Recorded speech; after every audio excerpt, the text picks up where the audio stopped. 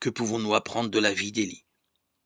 Le prophète Élie est un des personnages bibliques les plus intéressants et emblématiques dont Dieu s'est servi à un moment important de l'histoire d'Israël, afin de s'opposer à un roi mauvais et d'ouvrir la voie à un réveil spirituel dans le pays.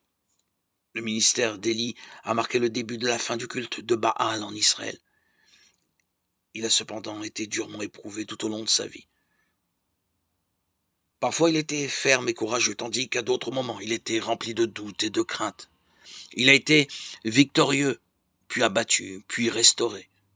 Il connaissait la puissance de Dieu et la profondeur de la dépression. Élie, dont le nom signifie « mon Dieu et Seigneur »,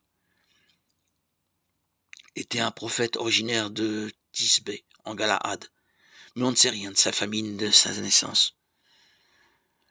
Nous faisons sa connaissance en 1 roi 17:1, où il apparaît soudain pour défier le mauvais roi Achab, qui régnait sur le royaume du Nord de 874 à 853 avant Jésus-Christ, et lui annoncer que tout le pays serait frappé d'une sécheresse à cause du mal qu'il a commis. 1 roi 17:1-7. Averti par Dieu, Élie se cache ensuite près du torrent de Kérit, où il est nourri par des corbeaux.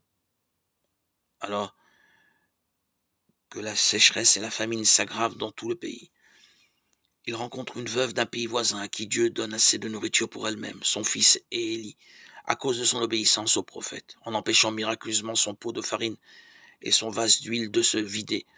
1 roi 17:8-16. Cet épisode contient une leçon pour les croyants. Si nous sommes en communion avec le Seigneur et lui obéissons, nous serons ouverts à sa volonté, si bien qu'il pourvoira tous nos besoins et que sa miséricorde envers nous ne sera jamais épuisée.